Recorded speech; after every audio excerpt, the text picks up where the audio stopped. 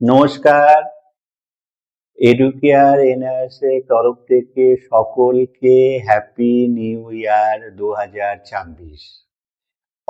আজকে যে টপিকটা নিয়ে আমি কথা বলবো, এনআরএস এর অক্টোবর নভেম্বরে যে এক্সামটা যে সকল স্টুডেন্টরা দিয়েছো তাদের রেজাল্ট কিন্তু কালকে অনলাইনে চলে এসছে। তোমরা কিভাবে দেখবে? এনআরএ গুগলে গিয়ে লিখবে এনআরএস রেজাল্ট, তারপরে প্রথমে দেখবে 2025, ওখানে গিয়ে ক্লিক করবে। ক্লিক করলে তোমরা ওখানে এটা তোমাদের এনরোল নাম্বার বসাবে, বসালে তোমরা তোমাদের রেজাল্ট তোমরা অনলাইনে দেখতে পারবে। আর হার্ড কপি আসতে একটু সময় লাগে।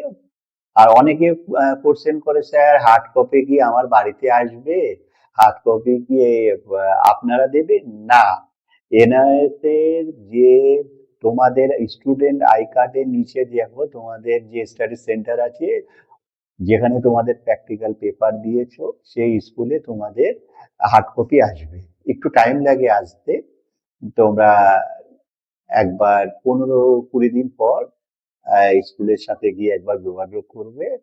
আর রেজাল্ট আনার সময় তোমাদের এক কপি তোমাদের আধার কার্ড জেরক্স নিয়ে যেতে পারো, অরিজিনালটাও নিয়ে যেতে পারো, স্টুডেন্ট আই কার্ড নিয়ে যাব।